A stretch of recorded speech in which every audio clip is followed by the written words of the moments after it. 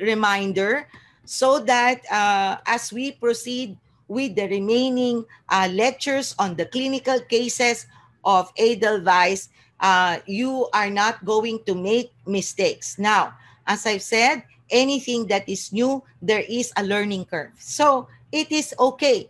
We learn from our mistakes. We are not perfect people. That is the reason why you are here.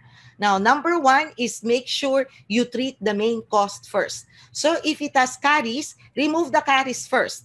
And then create the, for example, if it's class 3, then seal it with class 3. But you don't have to do a lot of, carving and stuff like that because your last restoration is Edelweiss. Okay, number 2.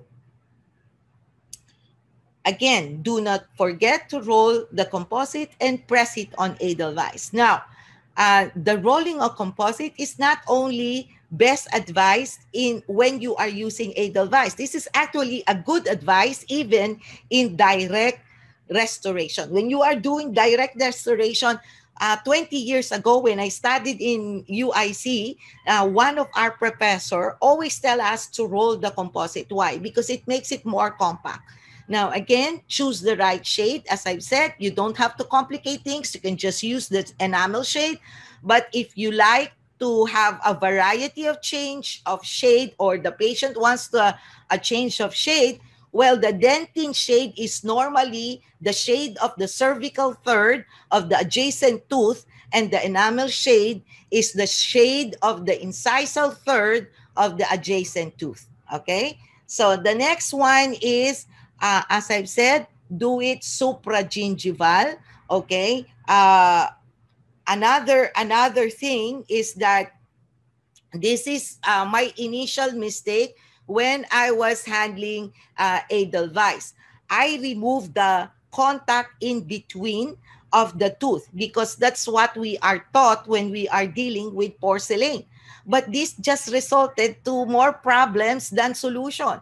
So see, if you don't need to do the, to remove the contact, then don't. You just build it as it is and make sure to create the proper interproximal contact and gingival embrasure. Again, do not reduce the incisal until the Edelweiss is already cemented on the tooth itself. Now, as I've said, you only etch it to just make sure you remove any debris or that can result to bacteria. And then number 6, use the a minimum at least of the 5th generation tooth bonding agent. So the veneer bond is for the Edelweiss material. Actually, veneer bond, you can also use it in porcelain and ceramics. And then use the tooth bonding agent on the tooth itself. That is, again, another of my problem before. I ended up using the veneer bond as a tooth bonding agent.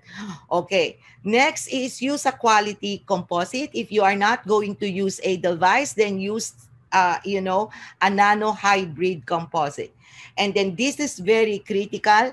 Always check the canine guidance. This is the mistake of a lot of dentists. That's why often there is a fracture.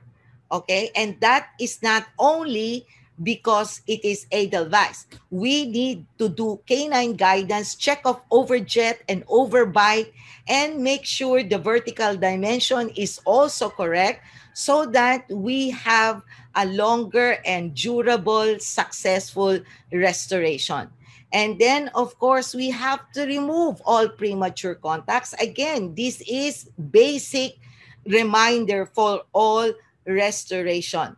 And then make sure it is totally sealed so that there won't be a recurrent caries. So you can have a good result with happy practice and happy patient. So that ends my lecture.